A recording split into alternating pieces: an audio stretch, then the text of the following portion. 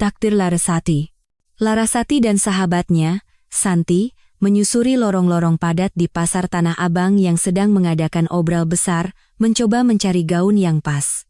Larasati masuk ke kamar pas untuk mencoba gaun pilihannya, namun semenit kemudian ia keluar dengan wajah kecewa. Ya ampun, jelek sekali. Lihat ini, San. Bahannya murahan seperti kain kasa, menerawang, dan jatuhnya di badan aneh sekali. Bagaimana aku bisa pakai gaun seperti ini ke pernikahan putraku? Apalagi di hotel bintang 5? Sahabatnya mengamati gaun itu dengan skeptis. Kamu benar, Ras. Gaun ini sama sekali tidak pantas. Sayang sekali kita sedang tidak punya uang. Padahal kamu kan masih kelihatan muda, laras, dan postur tubuhmu juga bagus. Coba kita bisa masuk ke butik desainer di mall. Di sana pasti kita bisa menemukan gaun yang luar biasa untukmu. Lepaskan saja mimpi buruk itu, ayo kita pulang. Larasati berganti kembali ke celana jin dan kaosnya, lalu mereka berdua berjalan pulang dengan lesu. Ia terus mengeluh, pernikahannya tinggal seminggu lagi. Aku benar-benar tidak punya baju untuk dipakai, rasanya lebih baik datang telanjang saja. Semua tabunganku sudah habis untuk membeli setelan jas mahal dan modis untuk Budi. Dia tampan sekali memakainya. Tapi calon besanku masih menuntut aku membayar separuh biaya resepsi. Jumlahnya besar sekali. Belum lagi harus memberi hadiah untuk pengantin baru. Kepalaku pusing 7 keliling. Apa memang harus memesan hotel semahal itu? Kan bisa saja merayakan pernikahan dengan lebih sederhana. Apa yang harus kulakukan? Aku sudah banting tulang antara bekerja di tempat cuci mobil dan pekerjaan sampingan lainnya, tapi uang tetap saja tidak cukup. Santi tiba-tiba berkata, hanya ada satu jalan keluar, ambil pinjaman. Nanti kamu bisa mencicilnya pelan-pelan. Aku ingin sekali membantumu, tapi kamu tahu sendiri, aku punya suami, ibu mertua yang sakit-sakitan, dan 2 anak. Semuanya jadi tanggunganku. Wajah Larasati langsung cerah. Benar juga. Kamu pintar sekali, San. Kenapa aku tidak terpikir dari tadi? Aku akan langsung pergi ke bank sekarang juga. Sudah dulu ya, nanti kita teleponan lagi. Wanita itu masuk ke sebuah bank. Petugas keamanan di pintu masuk menatapnya dengan kritis. Ia bisa langsung menebak bahwa Larasati datang dari kalangan ekonomi menengah ke bawah. Celana jin usang, sepatu flat murah, dan kaos sederhana dari obrolan pasar sudah cukup menjelaskan segalanya. Meskipun begitu, penampilan Larasati sebenarnya masih cukup manis dan menarik. Larasati bertanya dengan serius kepada petugas keamanan, "Selamat siang. Bisa tolong tunjukkan di mana bagian kredit? Saya ingin mengajukan pinjaman di bank ini." Petugas itu menunjukkan arah dan membantunya mengambil nomor antrean. Larasati mulai menunjukkan dokumen-dokumennya, menjelaskan di mana ia bekerja, dan menyebutkan jumlah yang ia butuhkan. Ia menjelaskan bahwa putranya akan menikah, dan ia sangat butuh uang. Ia berjanji akan melunasi semuanya. Namun, kekecewaan besar menantinya. Permohonannya ditolak. Petugas bank menjelaskan, "Mohon dimengerti, Bu.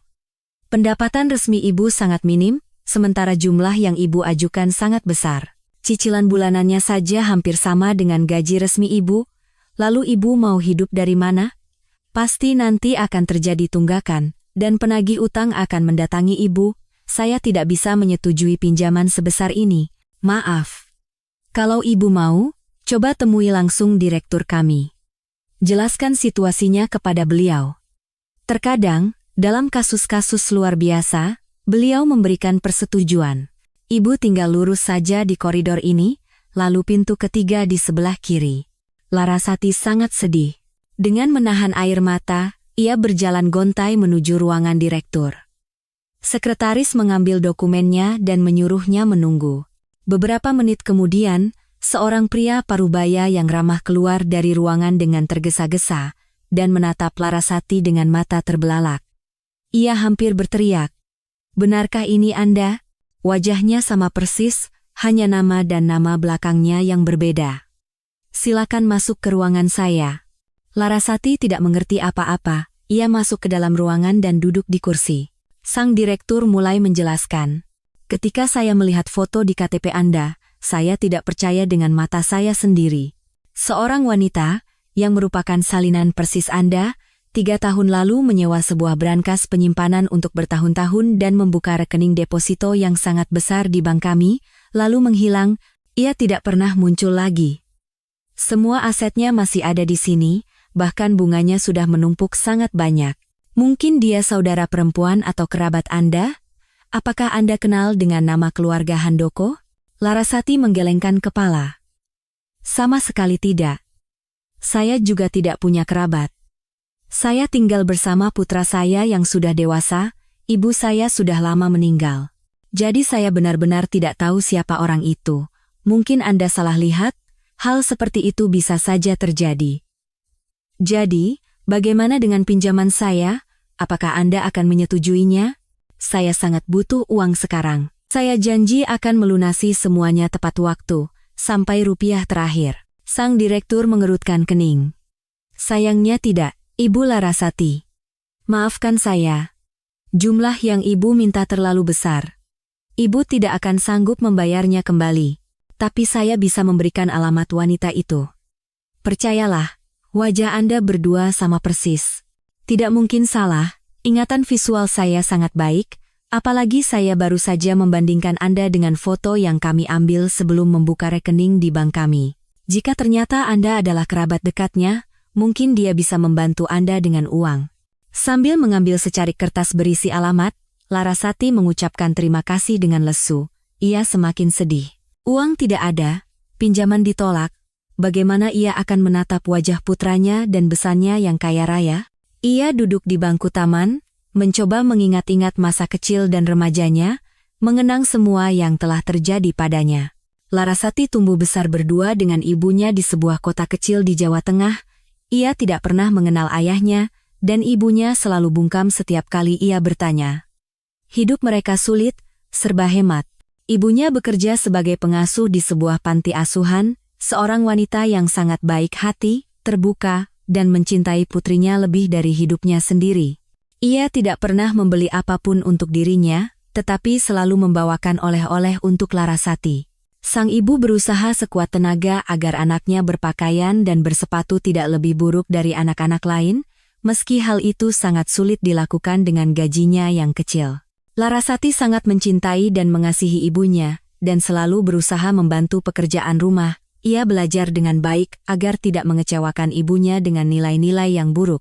Namun diam-diam, sepanjang masa kecilnya, ia bermimpi untuk pergi jauh dari kota kecil yang kumuh itu menuju ibu kota. Di sanalah kehidupan yang sesungguhnya, gedung-gedung pencakar langit yang indah, banyak pekerjaan, tidak seperti di kampung halamannya. Setelah lulus SMA, Larasati sudah bersiap-siap untuk berangkat, tetapi ibunya jatuh sakit. Sudah lama ibunya mengeluh lemas, nafsu makannya buruk, dan selalu langsung tidur setelah pulang kerja. Suhu tubuhnya terus-menerus demam, meski tidak terlalu tinggi. Akhirnya, ketika suatu hari darah tiba-tiba mengucur dari hidung ibunya di dapur, Larasati yang ketakutan memanggil ambulans. Ibunya pun dibawa ke rumah sakit. Selanjutnya adalah pemeriksaan panjang dan tes yang tak berkesudahan, dan diagnosis yang menyedihkan. Dokter yang menanganinya adalah orang yang bijak. Ia menyemangati Larasati, mengatakan bahwa ia tidak boleh menyerah dan harus terus berjuang. Ibunya mulai menjalani kemoterapi, tetapi setiap hari Larasati melihat bagaimana orang yang dicintainya itu semakin layu. Ia menatap mata ibunya yang sayu dan raut wajahnya yang menajam, menciumi tangannya, dan tersenyum tegar untuk memberinya semangat. Namun setelah keluar dari kamar perawatan, ia hanya bisa meraung dalam kesedihan. Larasati tahu, waktu ibunya tidak lama lagi. Karena itu, ia hampir tidak pernah beranjak dari sisinya, mencari obat pereda nyeri yang kuat melalui kenalan untuk meringankan penderitaan ibunya, dan berusaha memberikan waktu sebanyak mungkin. Pengobatan tidak membuahkan hasil, dan setengah tahun kemudian ibunya meninggal dunia. Rasa sakitnya tak tertahankan, kesedihan merobek jiwa dan raganya. Setelah pemakaman, Larasati segera pergi ke Jakarta tanpa berpikir dua kali. Berada di rumah di mana segalanya mengingatkannya pada sang ibu terasa sangat menyiksa. Kota besar itu membuatnya terpana dengan kebisingan dan kekuatannya, Arus mobil dan kerumunan orang yang bergegas dengan urusan masing-masing, dan pemandangan yang begitu indah di sekelilingnya. Nah, mimpiku akhirnya terwujud, di sini aku pasti akan beruntung, pikir Larasati. Awalnya, segalanya berjalan sangat baik. Larasati berhasil menemukan kamar kos yang bersih dan bekerja sebagai pelayan di sebuah warung kopi bernama Serambi. Pekerjaannya sangat banyak, Larasati bergerak cepat seperti gasing selama 14 jam sehari. Awalnya ia sangat lelah, tetapi tetap bahagia, karena gajinya lumayan, dan uang tip yang diberikan pelanggan cukup besar, meskipun nantinya harus dibagi rata. Ia juga sering mendapat bonus setelah acara besar seperti arisan atau syukuran berjalan lancar. Setengah tahun kemudian, seperti biasa, Larasati bergegas pulang dari kerja. Namun hari itu sepertinya segalanya berjalan serba salah. Hujan deras mengguyur di luar, bus yang ditumpanginya mogok di tengah jalan, dan ia pun terpeleset hingga kakinya terkilir. Ia membungkuk menahan sakit yang tajam, ketika tiba-tiba sebuah mobil yang melaju kencang menyipratkan air lumpur dari genangan ke sekujur tubuhnya. Gadis itu hampir menangis. Ada apa ini? Hari ini benar-benar bukan hariku. Tiba-tiba, mobil mewah itu mundur dan berhenti di depannya. Seorang pemuda yang sangat tampan keluar dari mobil dan berkata, "Mbak, maafkan saya. Saya tidak sengaja. Ada lubang di jalan, bannya masuk ke sana." Larasati mencoba membersihkan jaket terangnya yang basah kuyup sambil bergumam, "Sudahlah, mau bagaimana lagi? Dari pagi hari ini sudah sial. Bus mogok, kaki terkilir, sekarang disiram dari kepala sampai kaki." Pemuda itu tiba-tiba tersenyum, "Nama saya Yuda, dan Mbak kelihatan lebih cantik saat marah dan mengerutkan hidung. Begini saja, bagaimana kalau saya antar pulang, sebagai permintaan maaf, begitulah, tidak merepotkan kok, lagi pula Mbak basah kuyup, nanti masuk angin." Gadis itu mengangkat mata birunya dan setuju. "Baiklah, saya mau. Kaki saya bengkak dan sakit sekali. Tapi kita mampir ke apotek sebentar ya. Saya mau beli salep." "Oh ya, nama saya Larasati." Di dalam mobil terasa sangat hangat dan nyaman, AC-nya diatur hangat, dan Larasati cepat merasa hangat kembali. Pemuda itu mengerem di dekat apotek dan berkata, "Tunggu sebentar di sini ya, saya cepat kok." Namun nyatanya ia pergi cukup lama. Larasati sudah mulai khawatir.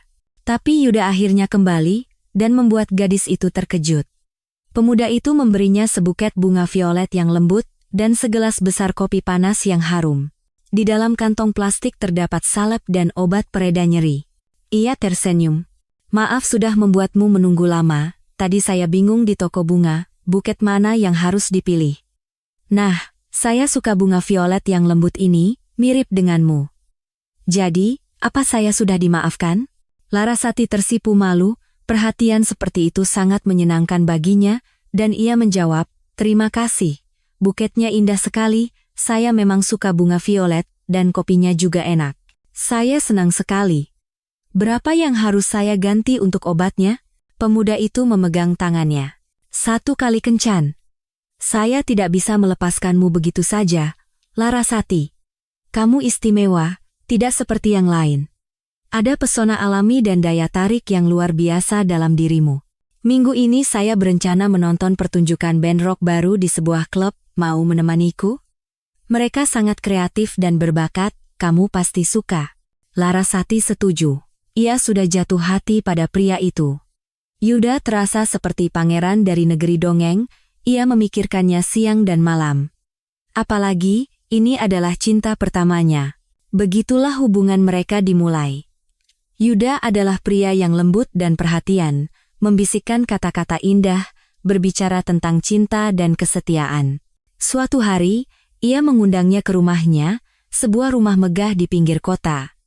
Orang tua Yuda sedang pergi ke rumah teman mereka untuk akhir pekan. Larasati terpesona oleh keindahan dan kemewahan rumah itu. Mereka minum sampanye dan berjalan-jalan di taman yang rindang, lalu menonton komedi romantis, dan tentu saja, mereka tidak bisa menahan diri dan terhanyut dalam gairah. Mereka tertidur sambil berpelukan, tetapi pagi harinya adalah sebuah kejutan yang tidak menyenangkan. Larasati terbangun oleh teriakan seorang wanita yang tidak dikenalnya. "Nak, bangun sekarang juga. Apa yang terjadi? Kamu mulai membawa pulang perempuan murahan? Ini memalukan sekali. Rumah kita ini rumah baik-baik, bukan rumah bordil. Pak, sini lihat apa kelakuan anakmu. Kenapa kamu hanya diam di pintu? Yuda mencoba menenangkan ibunya. Bu, tolong keluar dulu dan jangan berteriak, kami perlu berpakaian. Larasati bukan perempuan murahan, dia calon istriku. Aku mencintainya, dan kami akan segera menikah.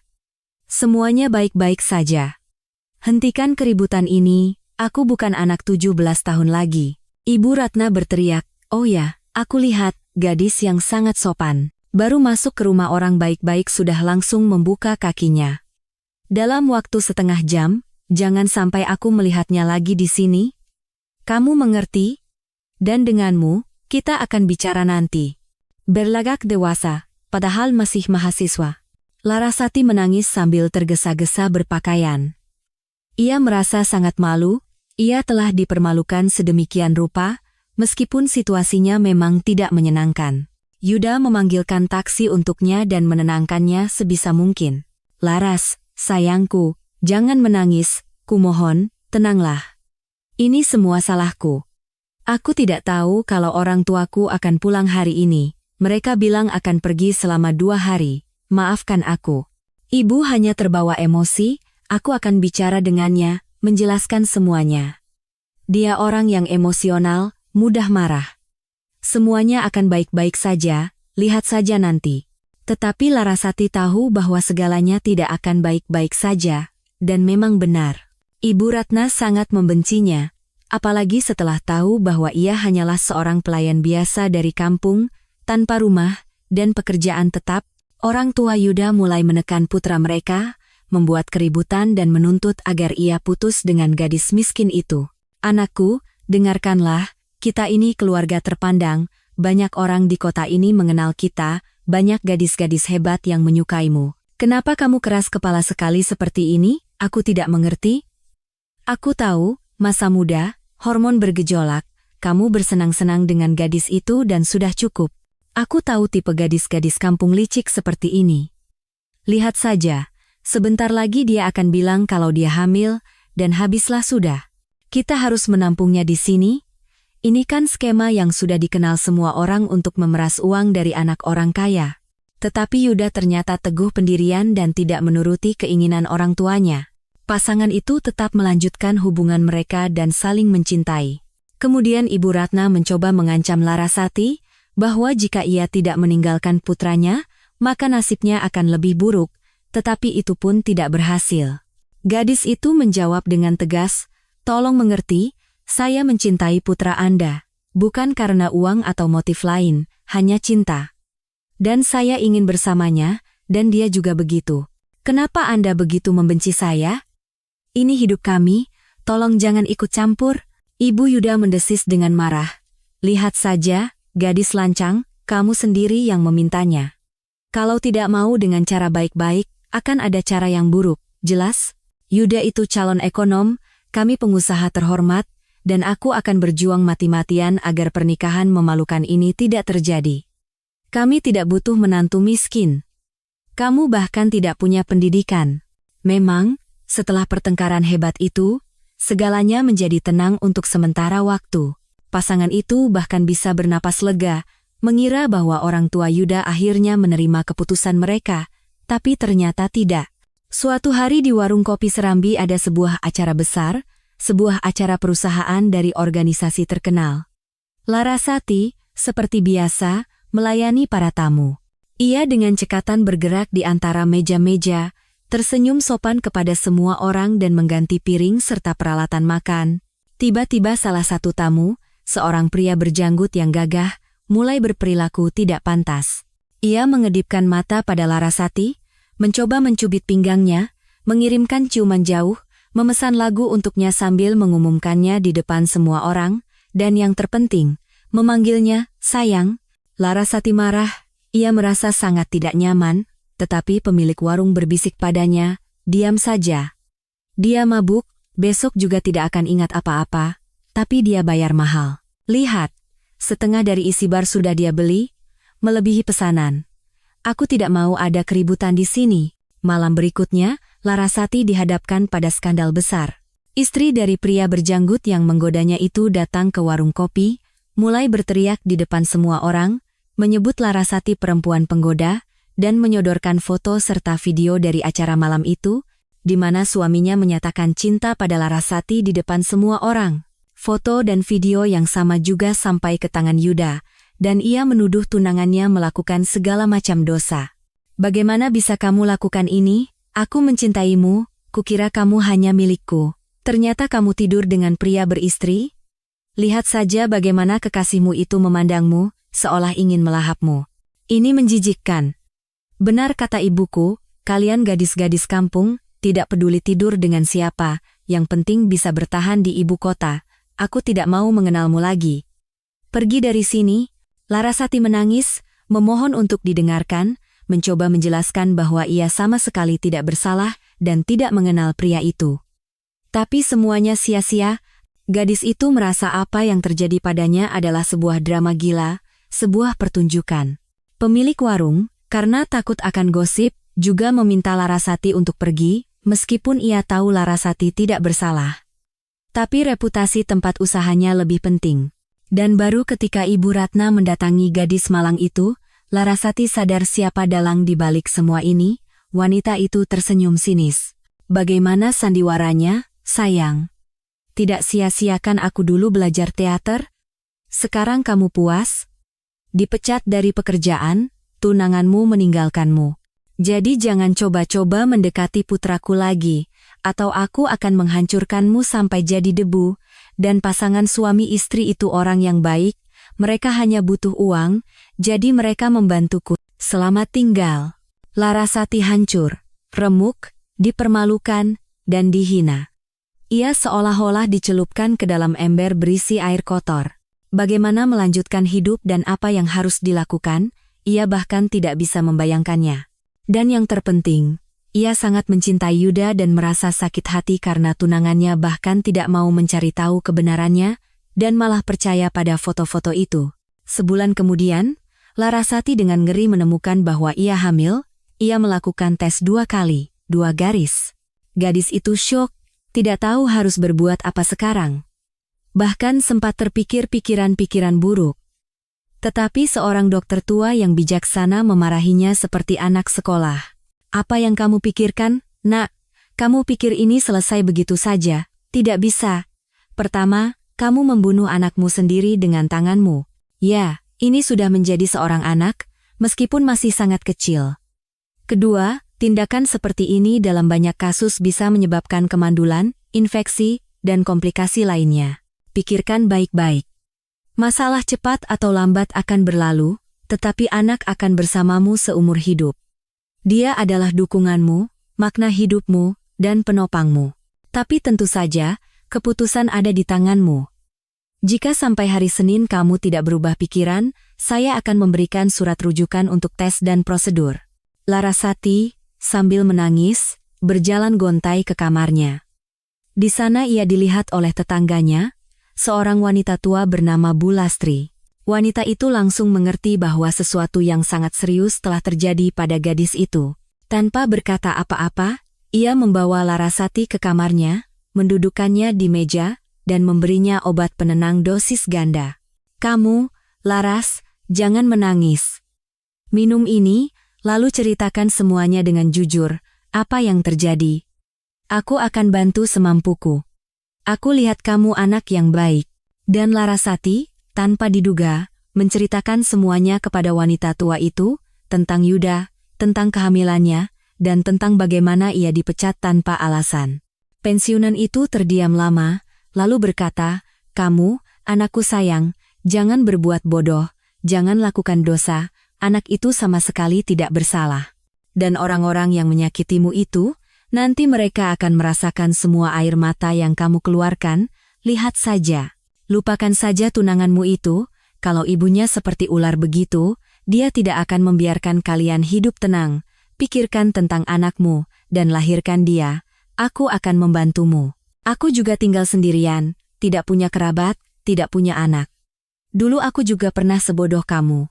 Kita pasti bisa." Nanti aku akan bertanya pada kenalan-kenalanku, mungkin untuk sementara kamu bisa bekerja sebagai petugas kebersihan tanpa kontrak resmi, nanti setelah melahirkan, kamu bisa cari pekerjaan yang lebih baik.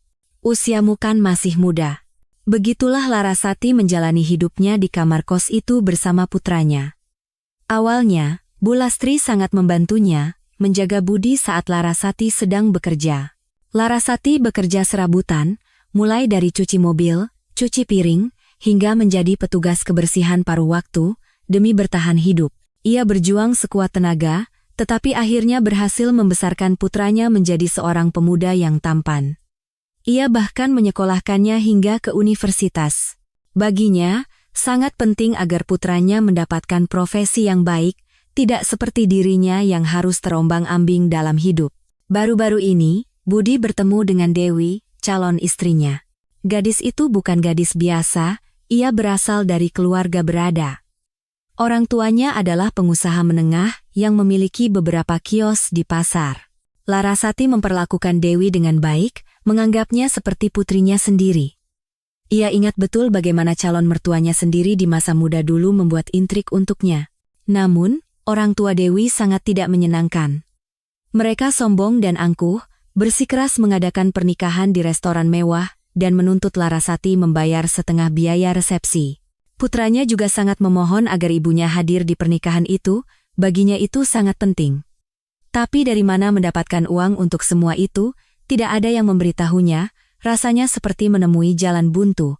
Wanita itu pulang ke rumah, menelepon Santi dan menceritakan tentang wanita yang hilang di bank yang mirip dengannya.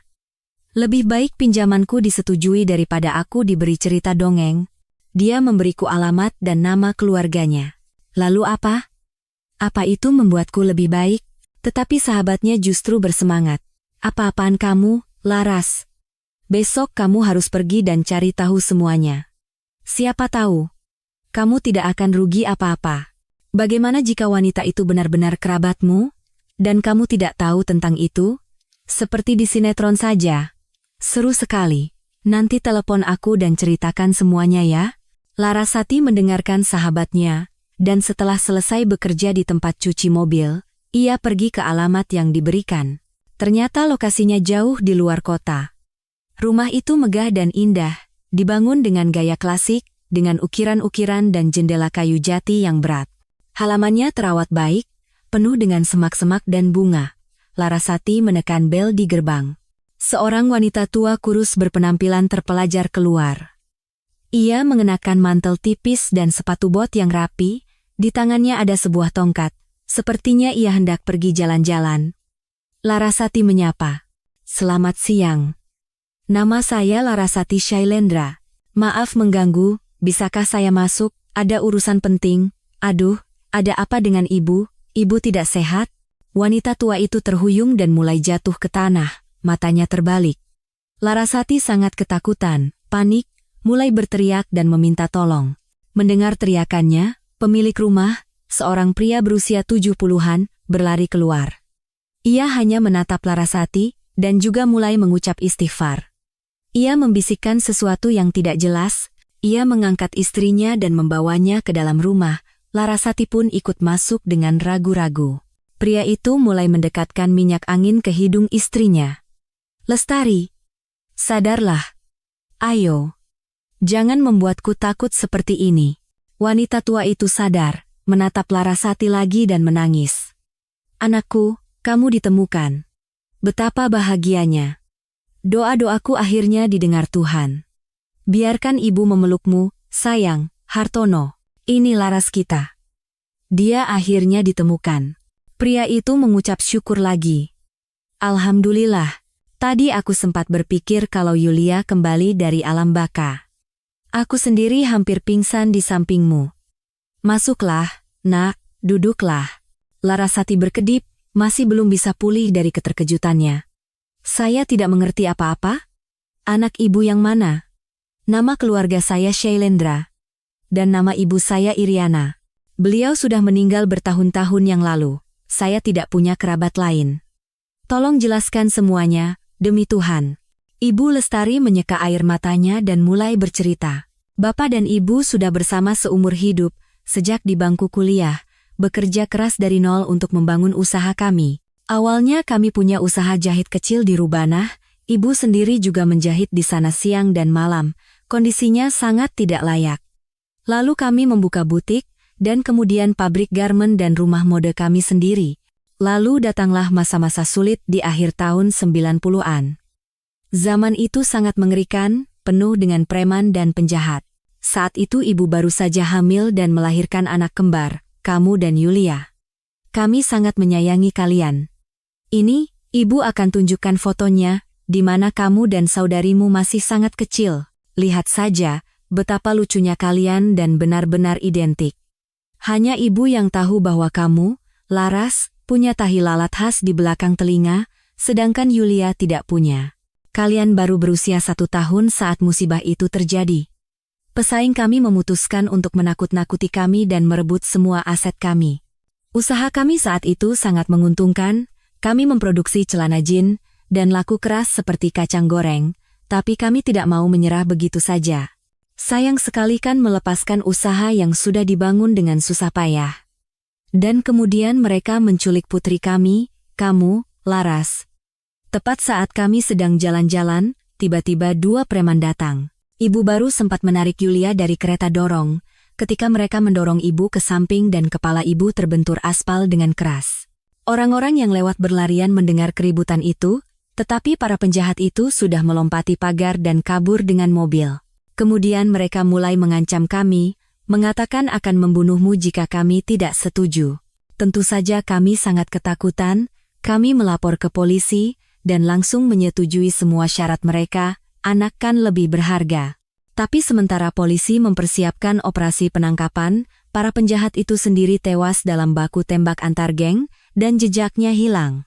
Anak kami tidak pernah dikembalikan. Mata ibu sampai kering karena menangis, ibu percaya dan berharap suatu hari kamu akan dikembalikan, diletakkan di suatu tempat, dan kamu masih hidup. Yang paling ibu takuti adalah para bajingan itu benar-benar membunuhmu. Polisi bahkan mengatakan bahwa kemungkinan untuk melihatmu hidup-hidup sangat kecil. Tapi hati seorang ibu tidak bisa dibohongi. Ibu merasa kamu masih hidup. Larasati syok. Tapi bagaimana dengan ibu saya? Saya kan tumbuh di sebuah keluarga, sejak saya ingat. Ibu saya bekerja sebagai pengasuh di panti asuhan. Apa jangan-jangan dia mengadopsi saya? Ibu Lestari mengangguk. Ibu rasa begitu. Anak itu sudah tidak dibutuhkan lagi oleh para preman, tapi mungkin mereka tidak tega membunuh anak yang tidak berdosa. Jadi mungkin mereka menaruhmu di panti asuhan. Dan ibumu kemudian mengadopsimu. Larasati masih tidak mengerti. Baiklah, anggap saja begitu. Tapi nama Larasati? Bagaimana dia tahu nama saya itu? Kalau saya baru berumur 1 tahun, saya jelas belum bisa mengatakan nama saya. Ibu Lestari tersenyum kecil. Kamu dan saudarimu memakai liontin emas di leher sejak lahir. Ayahmu yang memberikannya. Dibuat khusus.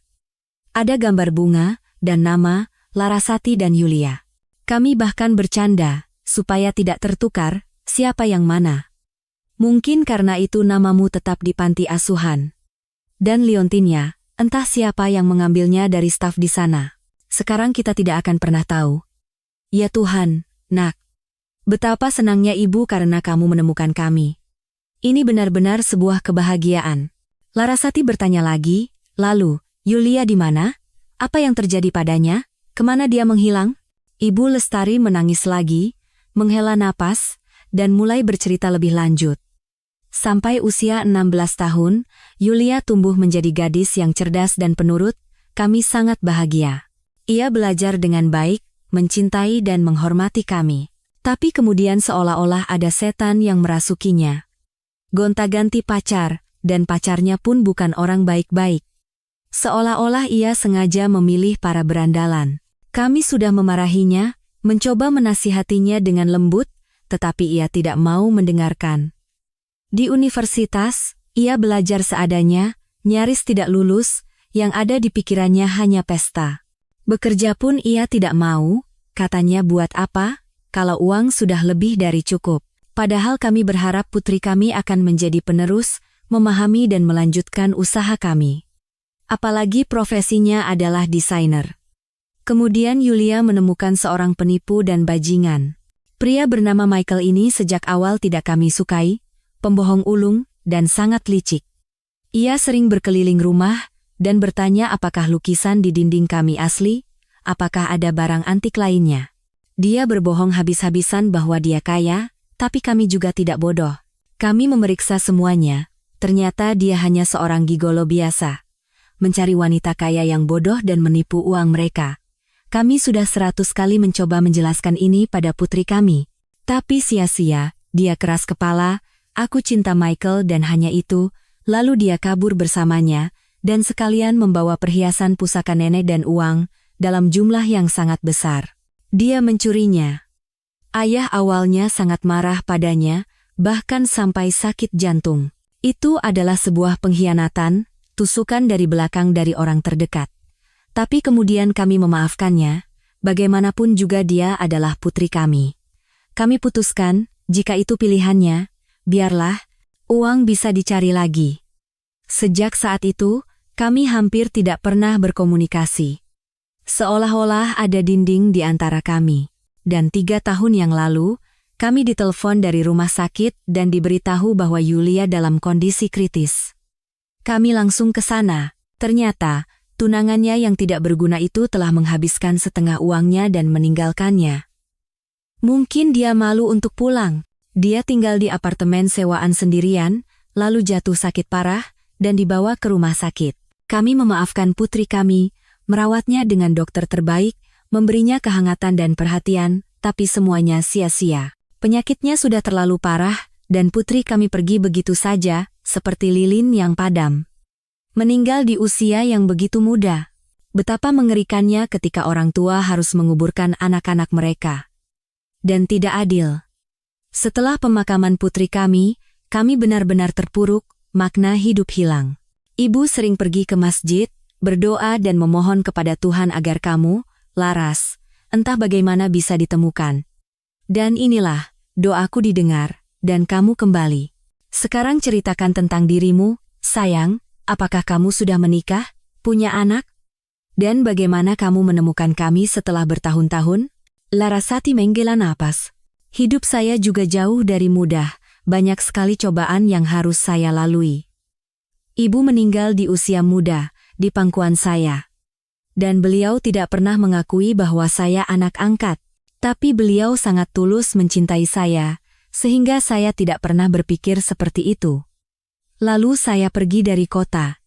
Saya jatuh cinta dengan seorang pria kaya. Tapi calon mertua saya sangat membenci saya karena saya hanya seorang pelayan miskin dan tidak sepadan dengan putranya, sehingga ia berhasil memisahkan kami. Dan setelah putus, saya tahu saya hamil. Saya bahkan sempat berpikir untuk melakukan dosa. Syukurlah orang baik menasihati saya. Lalu putra saya, Budi, lahir. Begitulah kami hidup berdua. Saya seumur hidup banting tulang di 3 pekerjaan. Cuci piring di kafe, akhir pekan bekerja di cuci mobil, dan juga menyapu halaman, semua untuk putraku, semua untuknya. Budi sekarang di semester akhir Universitas Ekonomi. Lalu dia bertemu dengan Dewi. Mereka saling mencintai, tapi orang tua calon menantuku tidak mudah, mereka orang kaya. Mereka membenciku, dan putraku juga tidak terlalu mereka sukai. Katanya, calon menantu yang tidak punya prospek dari keluarga miskin. Anak-anak muda ingin menikah sederhana, tapi tidak. Besanku bersikeras mengadakan pernikahan mewah di restoran, semuanya sudah dipesan. Mereka menuntut separuh biaya resepsi dari saya. Dan semua uang yang saya kumpulkan, sudah habis untuk setelan jas putraku dan cincin. Saya sendiri tidak punya baju untuk dipakai, rasanya ingin menangis, dan tidak punya uang untuk membayar. Jadi karena putus asa, kemarin saya pergi ke bank, mau ambil pinjaman, di sana ditolak, tapi saya jadi tahu kalau saya sangat mirip dengan seorang wanita, Yulia Handoko, dan alamat ibu diberikan. Begitulah saya menemukan ibu. Ibu Lestari hanya bisa bertepuk tangan. Betapa bahagianya, jadi kita punya cucu. Dan sebentar lagi ada pernikahan. Jangan bersedih, nak. Sekarang kita akan membuat besanmu itu terdiam. Kita akan beri mereka kejutan. Mereka akan diam untuk waktu yang lama. Iya kan, Hartono? Masa kita tidak bisa mengadakan pernikahan untuk cucu kita satu-satunya dengan layak? Kapan kamu akan memperkenalkan kami? Rasanya ingin sekali memeluknya. Larasati menangis bahagia, tidak bisa percaya bahwa ibu dan ayahnya telah ditemukan. Ini luar biasa. Ia akhirnya memeluk ibunya dan menjawab, untuk apa menunggu? Kita pergi sekarang juga. Budi pasti akan terkejut. Dan tidak akan percaya. Mereka bertiga bersiap-siap dan pergi ke rumah Larasati. Budi baru saja pulang dari kuliah dan sedang makan malam. Pemuda itu terkejut melihat ibunya bersama dua orang tua. Ia bangkit dan menyapa. Bu, ada tamu? Selamat malam. Saya Budi. Silakan masuk, saya akan segera siapkan teh. Kebetulan saya baru beli biskuit enak. Larasati memegang tangan putranya. Kenalkan nak. Ini adalah orang tua kandung ibu dan kakek nenek kandungmu. Ibu Lestari dan Bapak Hartono. Sejujurnya, ibu juga baru tahu hari ini. Budi terpaku di tempatnya, sering berkedip. Wah, tapi kan ibu selalu cerita kalau aku hanya punya satu nenek, dan beliau meninggal sebelum aku lahir. Kita kan sering ke makamnya, bagaimana bisa? Larasati mengangkat bahu. Ini cerita panjang, nak. Nenekmu akan menceritakannya sendiri sekarang. Ibu akan siapkan meja makan. Kita harus merayakan ini.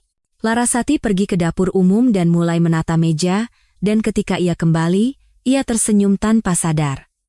Ternyata anak muda lebih cepat beradaptasi dan menerima berita daripada orang tua. Putranya duduk di sofa, dan berceloteh tanpa henti, menunjukkan album fotonya kepada kakek dan neneknya. Ini, saya umur 5 tahun, ibu mengajari saya naik sepeda. Wah, saya jatuh waktu itu. 2 gigi copot. Dan ini wisuda saya. Dan ini Dewi, calon istri saya. Cantik kan? Waktu pertama kali melihatnya, saya gugup sekali, bahkan takut untuk mendekat. Susah payah saya memberanikan diri. Nanti saya kenalkan pada kakek dan nenek. Dia orang yang luar biasa, kalian pasti akan menyukainya. Kami menunggu kalian di pernikahan. Berita seperti ini, teman-teman saya pasti pingsan. Bu, sepertinya saya sedikit mirip kakek. Lihat dari samping. Hidungnya mancung dan alisnya sama. Kemudian mereka berempat makan malam bersama. Banyak berbincang, minum sedikit anggur merah. Suasananya begitu hangat dan menyenangkan. Larasati merasa seolah-olah ia sudah mengenal ayah dan ibunya seumur hidup. Mereka adalah belahan jiwa. Santi, setelah mendengar berita yang luar biasa itu, sampai melompat. Selamat, sahabatku. Padahal kamu tidak mau pergi, luar biasa, seperti sinetron. Kamu sekarang jadi anak jutawan.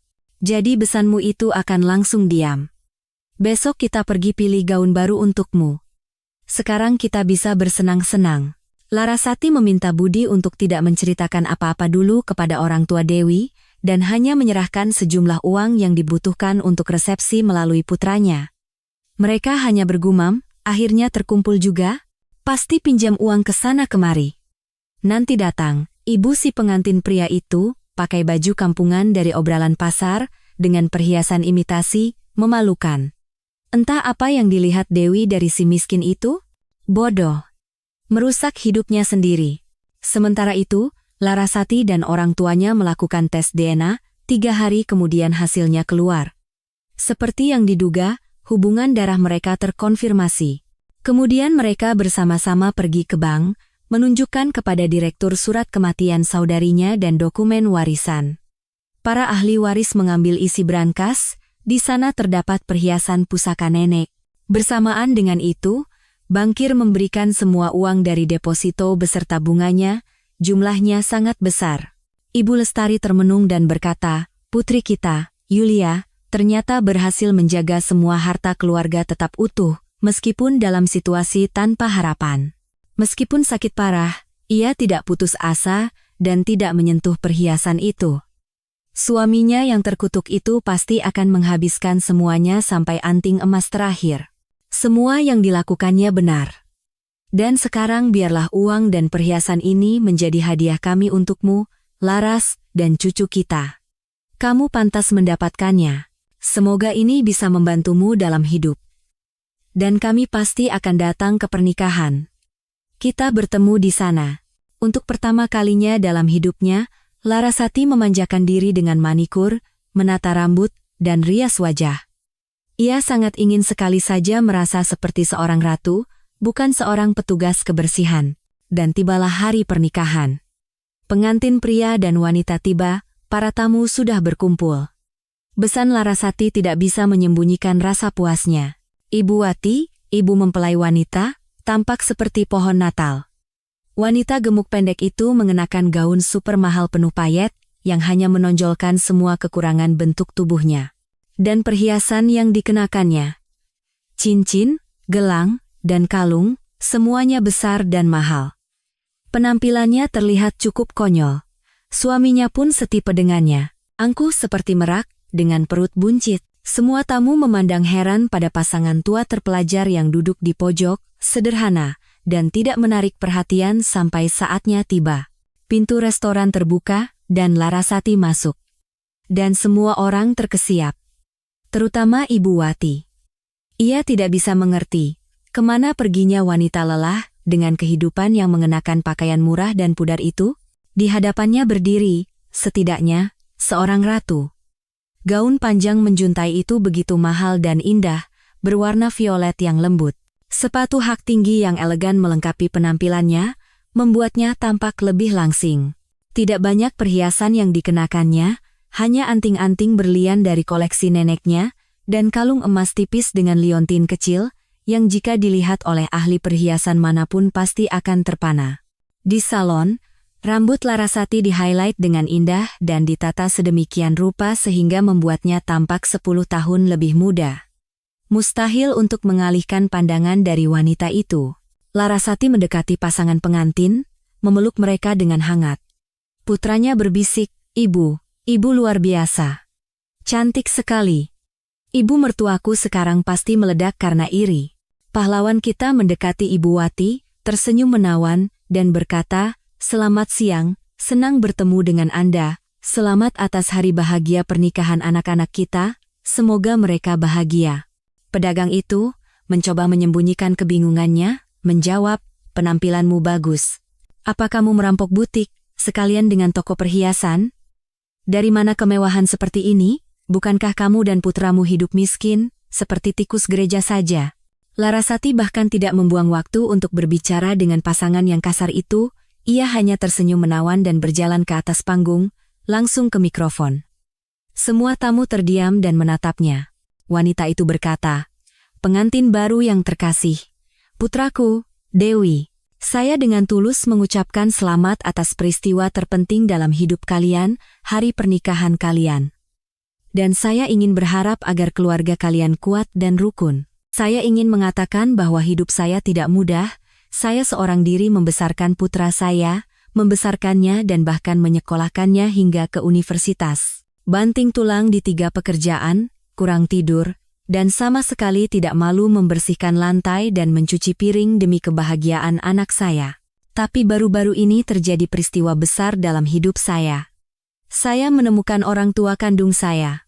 Mohon bertepuk tangan, Ibu Lestari dan Bapak Hartono, pengusaha terkenal di kota ini, pemilik butik-butik fashion, serta dermawan dan filantropis. Mereka sudah lama pensiun karena usia, tetapi usaha mereka terus tumbuh dan berkembang. Begitulah, dalam sekejap, saya dari Cinderella berubah menjadi putri jutawan. Saya sangat berterima kasih kepada orang tua saya yang telah membantu saya membayar resepsi ini dan memberikan sejumlah besar uang. Tetapi saya ingin memberikan uang dan perhiasan pusaka nenek saya ini kepadamu, Nak. Lebih tepatnya kepada keluarga muda kalian. Saya ingin kalian membeli apartemen sendiri dan tidak perlu menahan hinaan dari beberapa kerabat yang sangat beracun dan tinggal serumah dengan mereka. Ingat, Nak, bagaimanapun kehidupan keluarga kalian nanti, segala sesuatu bisa terjadi, yang terpenting bukanlah uang, bukan kekayaan, tetapi saling menghormati dan kesabaran, kemampuan untuk memaafkan demi cinta. Dan untukmu, Nak, kakek memberimu mobil baru, ini kuncinya. Semoga kalian berbahagia, anak-anakku. Saya tulus mendoakan kebahagiaan kalian. Aula meledak dengan tepuk tangan meriah, musik mulai dimainkan, dan perayaan dimulai. Semua orang hanya membicarakan berita fenomenal dan kemurahan hati ibu pengantin pria dan kerabatnya. Bayangkan, semua diberikan kepada putranya, tidak menyisakan apapun untuk dirinya sendiri.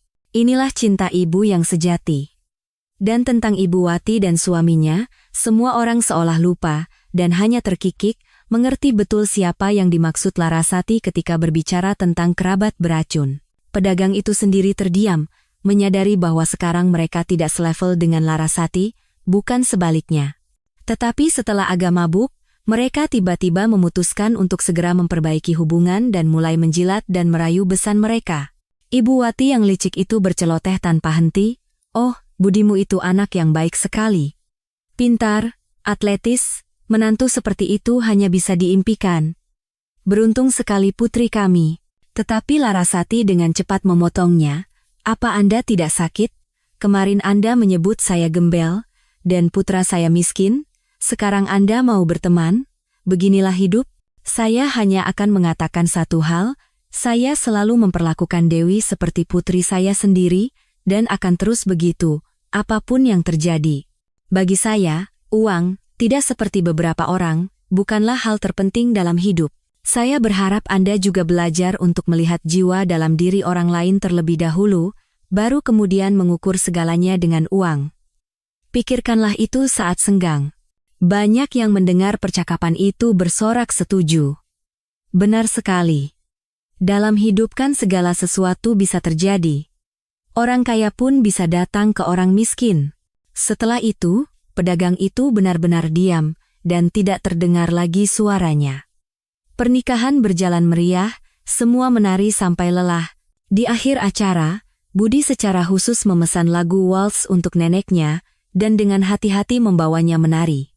Itu sangat manis dan mengharukan, Larasati bahkan meneteskan air mata. Dan juga, sepanjang malam, salah satu tamu dari pihak pengantin wanita, Tirta, mencoba mendekati Larasati. Ia adalah pemilik sebuah toko bunga kecil. Ia mencintai usahanya dan menjalankannya dengan sepenuh hati. Sejak pandangan pertama, ia jatuh cinta pada Larasati, mengajaknya menari lambat dan tidak melepaskan pandangan kagumnya. Pria itu tampak sangat menyenangkan bagi Larasati, tetapi ia sudah begitu terbiasa dengan kesendirian, sehingga tidak pernah berpikir bahwa ia bisa disukai seseorang. Menjelang tengah malam, restoran mulai sepi, semua tamu sudah pulang. Pasangan pengantin memutuskan untuk menghabiskan malam pertama mereka di kamar suite hotel. Larasati masih di restoran, mengantar tamu-tamu terakhir. Tirta juga entah kenapa tidak pulang. Ia dengan ragu-ragu mendekati Larasati dan bertanya pelan, "Bolehkah saya mengantarmu pulang malam ini? Sejujurnya, saya tidak ingin berpisah denganmu. Saya juga tinggal sendirian, sudah 5 tahun menduda. Dan Tuhan belum memberikan anak. Kita jalan-jalan di kota malam, menghirup udara segar, cuacanya juga bagus, nanti kita panggil taksi." Larasati terkejut dan hendak beralasan sangat lelah, tetapi kemudian tiba-tiba berpikir, kapan sebenarnya terakhir kali aku jalan-jalan dengan seorang pria, dan berkencan? Benar, sekitar 20 tahun yang lalu. Kenapa aku harus terburu-buru? Kembali ke kamarku yang kosong? Biarlah apa yang akan terjadi. Aku akan setuju. Ia setuju dan tidak sia-sia. Ternyata itu adalah malam terindah dalam hidupnya. Mereka berjalan-jalan di taman di bawah cahaya lampu malam. Ibu kota di malam hari begitu mempesona dengan keindahan dan cahayanya yang terang. Mereka mengobrol, berpegangan tangan. Larasati terkesima. Ya Tuhan, indah sekali. Padahal selama ini aku selalu terburu-buru, ke pekerjaan-pekerjaan sialan itu, sibuk, dan tidak pernah memperhatikan semua ini. Seluruh hidupku untuk putraku, dan tidak pernah memikirkan diri sendiri. Tirta menyampirkan jasnya di bahunya, memeluknya erat. Jadi mungkin sudah saatnya hidup sedikit untuk diri sendiri? Bagaimana menurutmu? Aku juga setelah istriku meninggal seolah-olah tidak hidup, seperti ikan beku. Tapi hari ini aku melihatmu, dan aku hilang, kamu begitu, seperti bintang jatuh dari langit. Pria itu menarik Larasati ke arahnya dan dengan hati-hati, dengan lembut mencium bibirnya. Dan sesuatu dalam dirinya bergejolak, bangkit, dan sisi kewanitaannya yang telah tertidur selama bertahun-tahun hidup kembali. Larasati seolah-olah tersengat listrik dan merinding. Mereka berdua sadar di kamarnya, di sofa tua yang berderit, dalam pelukan erat. Larasati berbisik mengantuk, "Aku malu sekali." "Apa yang akan kamu pikirkan tentangku sekarang?" Tirta tersenyum dan mencium bahunya dengan lembut. "Aku akan berpikir bahwa kamu sekarang milikku, seumur hidup, tidak ada cara lain." "Jawaban seperti itu memuaskanmu, ratuku? Aku tidak akan membiarkanmu menghancurkan dirimu lagi di pekerjaan-pekerjaan berat itu. Meskipun aku jauh dari seorang konglomerat, aku pasti bisa mencari nafkah untuk kita berdua. Aku ingin kamu selalu tersenyum, mencintai dan menungguku, menjadi seorang wanita saja." Larasati tersenyum bahagia, dan seolah-olah menikmati kata-kata menjadi seorang wanita, padahal ia sudah lupa bagaimana rasanya. Berlari seperti kuda beban, takut tertinggal. Wanita itu memeluk Tirta erat. "Dan aku tidak akan melepaskanmu kemanapun. Aku akan memberimu makan sup dan rendang sampai kenyang, memberimu kehangatan dan kasih sayang. Jelas?" Mereka tertawa lama, membayangkan kehidupan keluarga mereka di masa depan, tetapi keduanya tahu bahwa mereka tidak akan bisa hidup tanpa satu sama lain. Sejak pagi itu, Larasati memulai babak baru yang cerah dan bahagia dalam hidupnya. Ia pindah ke apartemen Tirta, dan mulai belajar menjadi seorang wanita. Ia benar-benar menikmati setiap hari yang dijalaninya. Tidak perlu lagi bangun seperti orang gila jam 5 pagi, dan berlari menyapu halaman agar tidak banyak yang melihat, lalu mencuci tumpukan piring atau mobil yang tak ada habisnya. Larasati sekarang bangun dengan aroma kopi yang luar biasa dan ciuman dari kekasihnya. Dan ia bisa memanjakan diri berendam di bak mandi dengan busa wangi dan membaca buku, tanpa terburu-buru. Betapa mengharukan dan menyenangkannya itu. Ia dengan senang hati memasak makanan favorit Tirta, dan mengagumi bagaimana suaminya melahapnya dengan nikmat, bertanya bagaimana pekerjaannya, lalu mereka bersama-sama menonton film, saling berpelukan. Keduanya mendapatkan kebahagiaan dan kepuasan yang tak terlukiskan dari momen-momen keluarga yang tampaknya biasa ini. Penampilan Larasati pun bersinar, selalu tersenyum, dan pipinya merona. Putranya dan istrinya juga hidup rukun, membeli apartemen yang nyaman di kompleks perumahan yang tenang. Dewi menyelesaikan kuliahnya, dan Budi mulai mendalami bisnis kakeknya. Pendidikannya sangat berguna. Larasati juga tidak melupakan orang tuanya. Mereka sekarang sering pergi ke makam Yulia, dan lama mengenangnya, dan Larasati mendengarkan bagaimana saudarinya semasa hidup. Mereka sering mengadakan piknik bersama di halaman rumah orang tuanya. Para pria memanggang sate di atas arang dan bermain golf, sementara para wanita berbincang di gazebo tentang urusan mereka, urusan wanita. Tidak ada pertengkaran, tidak ada umpatan, tidak ada iri hati. Dan jika ada yang tidak sengaja menyinggung perasaan orang lain, ia akan langsung meminta maaf, dan semua orang langsung melupakan momen yang tidak menyenangkan itu. Setengah tahun kemudian, Larasati mulai khawatir, siklus menstruasinya terganggu, dan ia memutuskan untuk pergi ke dokter kandungan untuk memeriksanya. Ia mengira ini adalah awal dari menopause. Betapa terkejutnya ia ketika di ruang tunggu dokter ia melihat Dewi. Mereka berpelukan, mengobrol. Dewi tersipu malu. "Tante, sepertinya saya hamil. Makanku banyak sekali, berat badanku sudah naik 5 kilogram, dan selalu ingin tidur." Larasati bertepuk tangan. "Ya ampun, luar biasa. Akhirnya aku akan menimang cucu. Aku juga ada masalah, jadi aku putuskan untuk periksa. Kamu mau menungguku? Nanti kita ke kafe, ngobrol-ngobrol." Setengah jam kemudian, Larasati yang kebingungan keluar dari ruangan dokter. Dewi memberinya kabar gembira. Sudah dikonfirmasi, akan punya anak perempuan. Usia kandungan 3 bulan. Budi pasti senang sekali. Larasati dengan linglung menambahkan, "Aku juga." Dewi tertawa. "Apa juga?" "Tidak mengerti?" Larasati menatapnya dengan mata kosong. "Aku juga. Hamil. Memalukan sekali. Usiaku kan sudah 42 tahun. Bagaimana aku akan menatap mata putraku? Dan Tirta?" Dewi sampai melompat. "Wow, keren. Ini luar biasa. Kenapa Tante sedih? Sekarang banyak kok yang menjadi ibu di usia segitu, dan tidak apa-apa. Tante kan mencintai Om Tirta, dan dia juga, itu terlihat. Keren sekali, kita akan periksa kandungan bersama-sama, dan aku jadi tidak terlalu takut. Boleh aku ceritakan pada Budi? Aku tidak tahan, aku bisa meledak kalau diam saja. Larasati dengan linglung mengangguk lagi. Lebih baik kamu yang bilang, lidahku pasti tidak akan sanggup. Ini saja aku bingung bagaimana memberitahu Tirta. Larasati sangat gugup, ia memasak ikan bakar, membuat kue pai apel, dan dengan tidak sabar menunggu suaminya pulang kerja. Tirta, seperti biasa, mencium istrinya, tetapi langsung menyadari ada yang tidak beres dengan Larasati. Ia bertanya dengan tegas. Sayang, halo. Kamu menangis? Aku lihat. Apa yang terjadi? Kamu dari dokter? Larasati meremas-remas celemeknya dan bergumam, mengalihkan pandangannya. Duduklah Mas, kita makan malam. Aku sudah siapkan ikan bakar kesukaanmu, dengan sambal. Tirta benar-benar khawatir. Laras, apa kata dokter? Kamu sakit, katakan saja apa adanya. Aku kan bukan orang lain, kita akan hadapi ini bersama. Ayo. Dan tiba-tiba wanita itu menangis terseduh-seduh. Lebih buruk lagi, Mas, aku hamil. Aku sendiri tidak mengerti bagaimana bisa terjadi. Kukira menopause. Ternyata, apa yang harus kita lakukan sekarang? Tirta tidak bisa percaya dengan apa yang didengarnya dan hampir berteriak. Apa yang harus dilakukan? Tentu saja bersukacita. Aku bahkan tidak berani memimpikan kebahagiaan seperti ini, aku sudah pasrah sejak lama. Luar biasa, anak kita akan segera lahir. Larasati menangis lebih keras. Itu belum semua beritanya. Dewi juga hamil. Aku bertemu dengannya di klinik tadi.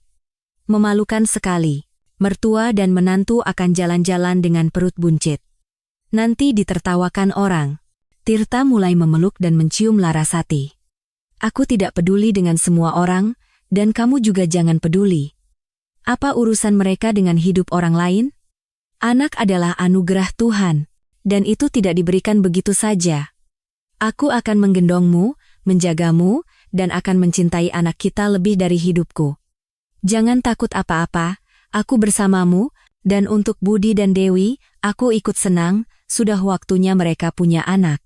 Di akhir pekan, semua orang berkumpul di halaman rumah orang tua Larasati, dan di meja makan meriah mereka mengumumkan berita gembira itu. Ibu Lestari bahkan meneteskan air mata, dan bertepuk tangan. Ini luar biasa, berita yang sangat baik. Di keluarga kecil kita akan ada penambahan ganda. Ah, hebat sekali para pria ini. Larasati dengan hati-hati bertanya pada putranya. Kamu tidak keberatan, tidak marah? Soalnya ibu merasa tidak enak dan malu, ibu kan sudah tua. Budi dengan lembut memeluk ibunya. Tua bagaimana, Bu? Ibu masih hebat. Aku tulus bahagia karena ibu bahagia, dicintai, dan Om Tirta juga bersinar. Sebaliknya, ini kan keren. Dan aku jadi tidak terlalu khawatir dengan Dewi, dia kan masih muda, belum berpengalaman, nanti ibu yang akan mengajari kami semuanya. Semua orang serempak mengangkat gelas dan bersulang, ada yang minum jus, ada yang minum anggur. Lalu mereka makan sate yang harum, dan bersantai bersama keluarga. 3 generasi, 3 keluarga, 3 takdir yang terjalin menjadi satu,